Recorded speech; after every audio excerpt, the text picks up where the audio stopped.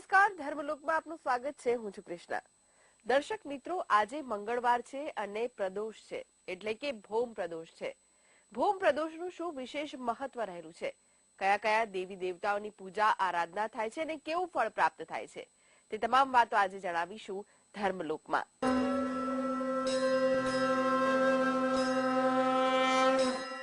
તો આ વિશે વધુ માહિતી માટે આપણી સાથે જોડાયેલા છે જાણીતા જ્યોતિષાચાર્ય ડોક્ટર હેમલભાઈ લાઠિયા. હેમિલભાઈ, ધર્મલોકમાં આપનું સ્વાગત છે. નમસ્કાર. નમસ્કાર. હેમિલભાઈ, આજે ભૌમ પ્રદોષ છે, શું મહત્વ ધરાવે છે? જી, સૌ પ્રથમ આપણે વાત કરીએ કે આપણા હિન્દુ ધર્મમાં ઘણા વ્રત ઉપવાસના દિનો છે, પર્વ છે. હવે જેમ આપણે વૈષ્ણવ પંથી લોકો 11નું મહત્વ આપે છે, એમ શિવ ભક્તો પ્રદોષનું પણ મહત્વ આપે છે. સામાન્ય રીતે દરેક ભક્ત દરેક તિથિને તો અનુસરતા તો હોય જ છે, પરંતુ આ પ્રદોષ વધ છે એ સુદ પક્ષ અને વધ પક્ષની 13ના દિવસે આવે છે. અને એમાં પણ જે શિવ પર વિશેષ ભક્તિ રાખતા હોય એ વધુ પૂજા કરતા હોય છે. સૌ પ્રથમ તો પ્રદોષ ક્યારે આવે છે એ આપણે દિન જોયો કે 13ના દિવસે પ્રદોષ તરીકે ઓળખાય છે. પરંતુ આ પ્રદોષ સમય એ કેવી રીતે ગણતરી કરવો જાણવો એ પણ ખૂબ અગત્યનું છે. કારણ કે પ્રદોષ કાળ જે છે એ ભક્તિ માટે ખૂબ મહિમા ધરાવે છે અને એની પૂજા એ સમયગાળા દરમિયાન વિશેષ ફળદાયી બનાવે છે. પ્રદોષ કાળ માટે ખાસ કરીને જે દિવસે જે પ્રદોષ આવતો હોય ત્યારે સૂર્યાસ્તનો જે સમય હોય એને તમે 48 મિનિટ પહેલા અને 48 મિનિટ પછીનો જે સમય જે છે એ રીતે આ સૂર્યાસ્તની આગળ પાછળની 48 મિનિટનો એ ટોટલ સમય જે છે એ પ્રદોષ કાળ તરીકે ગણાય છે. આમાં આ પ્રદોષ કાળનો પૂજનનો વિશેષ મહિમા છે અને એમાં શિવનું પૂજન કરવામાં આવે છે. હવે આપણે પ્રદોષ કાળ વિશે પણ બીજી વાત સમજીએ કે પ્રદોષ કાળનું પણ એક વિસ્તૃત મહત્વ પણ રહેલું છે. જેમ કે સોમવારના દિવસે આવે ને પ્રદોષ કાળ, તો એ સોમ પ્રદોષ ગણાય છે. તો એના પણ કેટલાક વિશેષ ફળ હોય છે. પ્રદોષનું ફળ ઉપરાંત વિશેષ ફળ. તેવી જ રીતે જો મંગળવારે પ્રદોષનો દિન મહિમા આવે ત્યારે ભૌમ પ્રદોષ તરીકે ઓળખાય છે. શનિવારે આવે તો શનિ પ્રદોષ તરીકે ઓળખાય છે. આપણે ત્યાં શનિ પ્રદોષ માટે તો ઘણા ધાર્મિક ગ્રંથો એમાં આવેલા છે. એમાં પણ જોવા જઈએ ને તો વિશેષ માહિતી આપણને ધર્મ સિંધુ ગ્રંથમાં પણ જોવા મળતી હોય છે. દરેક પ્રદોષ વિશે થોડીક માહિતી ધર્મ સિંધુ ગ્રંથમાંથી મળી જાય છે. ઉપરાંત અન્ય ગ્રંથોમાં પણ હોય છે, જેમ કે મદનરત્ન ગ્રંથમાં શનિ પર વિશેષ માહિતી આપેલી છે. એટલે આપણે ત્યાં ધાર્મિક ગ્રંથો પરથી વ્રતનો મહિમા અને એમાં પણ આ પ્રદોષ વ્રતનો મહિમા જાણવા મળતો હોય છે. તદુપરાંત આપણી પાસે સ્થાનિક વિદ્વાનોના માર્ગદર્શન મુજબ પણ આપણને ઘણી જાણકારી પ્રાપ્ત થતી હોય છે. પ્રદોષ કાળમાં આપણે ભગવાનની ભક્તિ માટે જે ઉપવાસ કરીએ છીએ એ કેવી રીતે કરવો, અને એમ કહીએ કે દિવસની શરૂઆત આપણે જે કરીએ કેવા ભક્તિ ભાવથી કરવું. સવારે સ્નાનાદિથી નિવૃત્ત થઈ શિવ ભજન કરવા, શિવ પૂજન કરવું વગેરેથી શરૂઆત કરવી. અને આમાં ઉપવાસનું પણ મહત્વ રહેલું છે. જે લોકો ક્યારેક ફળાહાર પણ કરે છે, ઘણા લોકો ફળાહાર પણ નથી કરતા. સાંજે શિવના પૂજન પછી જ પ્રસાદ રૂપે કોઈ ગ્રહણ કરે છે. એ પણ એના નીતિ નિયમ અને માર્ગદર્શન મુજબ આ કાર્ય થતું હોય છે. પ્રાદેશિક રીતે પરંપરા આપણે ત્યાં જોવા મળતા હોય છે. હવે આપણે જોવા જઈએ ને તો કે પ્રદોષ વ્રતની કૃપા શેના માટે થાય છે? તો પ્રદોષ વ્રત આપણને શિવ કૃપા મેળવવા થાય છે. જો શિવની કૃપા થાય તો જીવનમાં કઈ પણ પ્રકારની આદિ વ્યાધિ પીડા હોય એ દૂર થાય છે. એટલે કે ભગવાન તમારા કયા જન્મના જે ખરાબ ફળ હોય એ ખરાબ ફળની નાબૂદી માટે પણ વ્રત ઉપવાસનું મહત્વ ખૂબ જ રહેતું હોય છે. સમાજમાં આપણે જોવા જઈએ ને તો વિવિધ તબક્કામાં વિવિધ વ્રતો જીવન ઉપયોગી થતા હોય છે. તેમાં આ એક આ પ્રદોષનું પણ વ્રત રહેલું છે. જેમ 11નો મહિમા છે એમ પ્રદોષનો પણ મહિમા છે. ઘણીવાર આપણે છઠની તિથિ, પાંચમ તિથિ, આઠમ તિથિના પણ આપણે વ્રત કરતા હોઈએ છીએ. તેવી જ રીતે એના દેવ દેવીને આધારે આપણે વ્રત કરતા હોઈએ છીએ.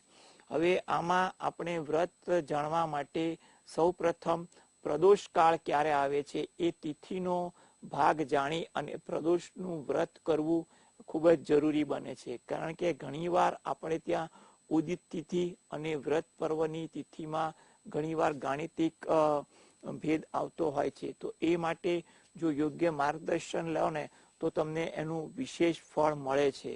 અને એ વિશેષ ફળ તમારા પ્રદોષ સિવાય માટેના પણ વિશેષ અનુકંપા થાય છે. સોમવારનું જે સોમ પ્રદોષ કરો તો ચંદ્રજન્ય પીડા છે કે મનની અશાંતિ છે કે કઈ પણ પ્રકારના દોષો એ દૂર કરે.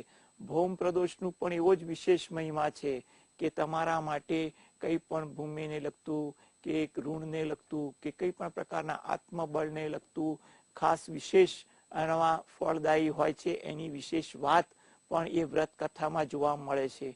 તેવી જ રીતે આપણે શનિ પ્રદોષની પણ વાત કરીએ ને તો શનિ પ્રદોષમાં પણ એવું છે કે શિવની તો કૃપા થાય, સાથે સાથે શનિ ગ્રહની પણ કૃપા થતી હોય છે કે જેમાં આપણને શનિ મહારાજની કોઈ પણ નાની મોટી પનોતી હોય કે પછી કઈ પણ પ્રકારની દશા, અંતરદશા કે વિપરીત અવસ્થા હોય ને તો તેમાં રાહત થાય છે ખરું.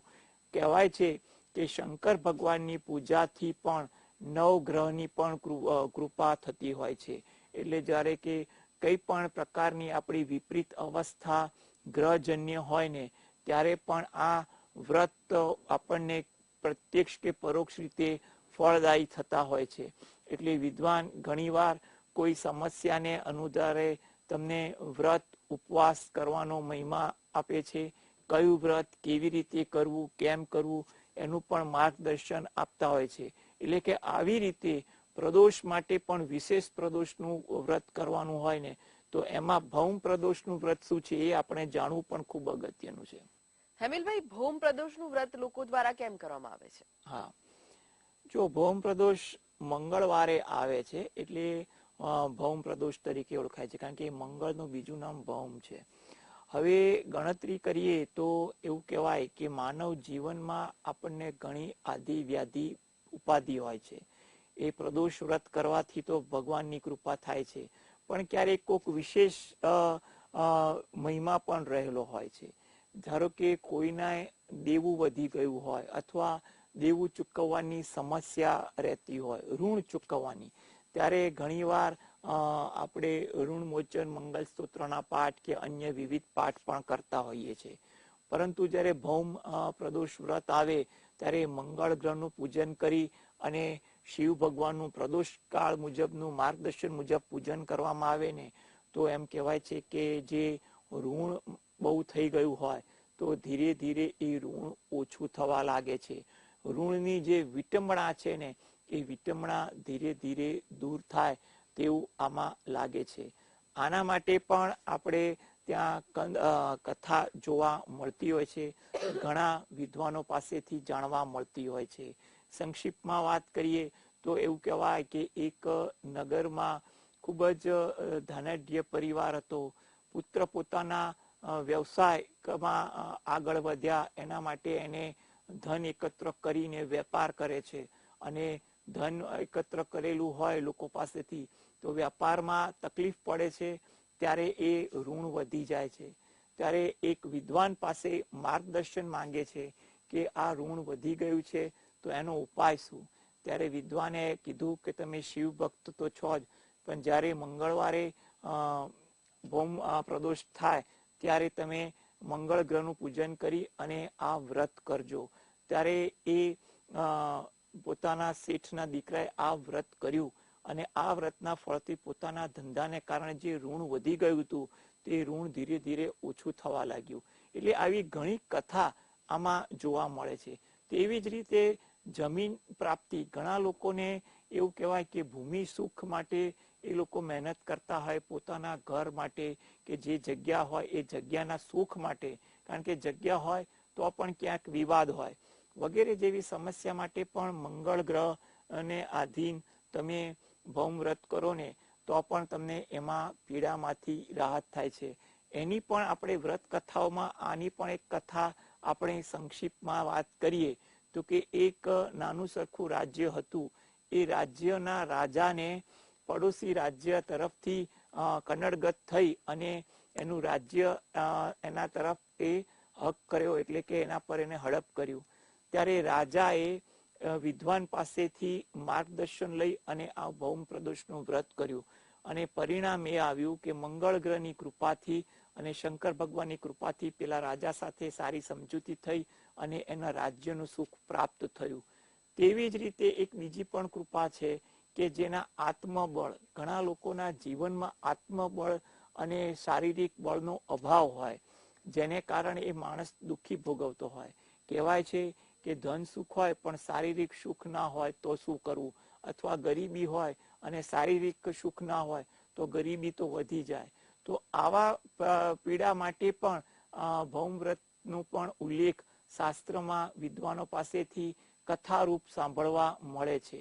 એમાં પણ જે હનુમાનજીના ભક્તો છે તો આ દિવસે એ હનુમાનજીની વિશેષ ભક્તિ કરી અને પ્રદોષ વ્રતનું જે નિયમ મુજબ પાલન કરીને પૂજન કરે છે ને તો એના પર હનુમાનજીના પણ આશીર્વાદ પ્રાપ્ત થાય છે તેવું પણ કહેવાય. એટલે કે આ વ્રતના જે મહિમા જે છે જોવા જઈએ તો પ્રદોષ વ્રતનું તો જે ફળ આપણને મળતું હોય છે તે મળે જ છે.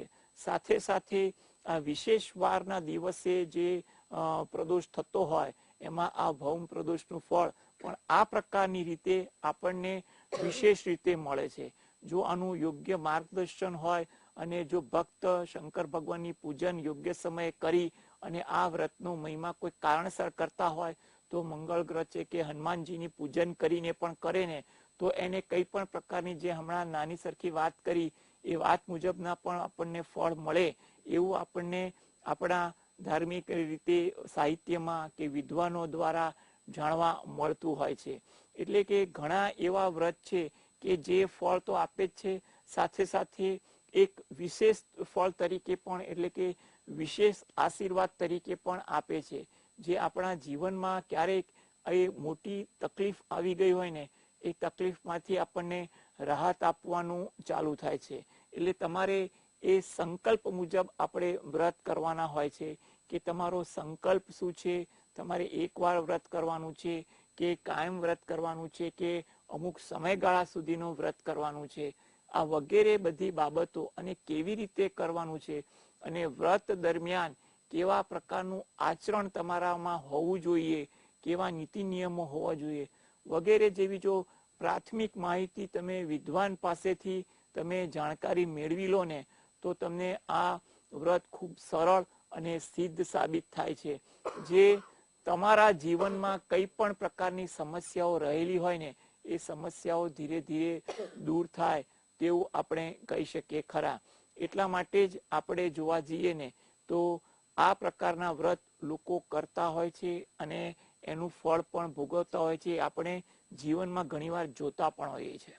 હેમિલભાઈ, તમે ધર્મલોકમાં ઉપસ્થિત રહ્યા, દર્શક મિત્રોને જે ભૌમ પ્રદોષનું વ્રત છે તે વિશે માહિતી અને માર્ગદર્શન આપ્યું તે માટે આપનો આભાર. નમસ્કાર. નમસ્કાર.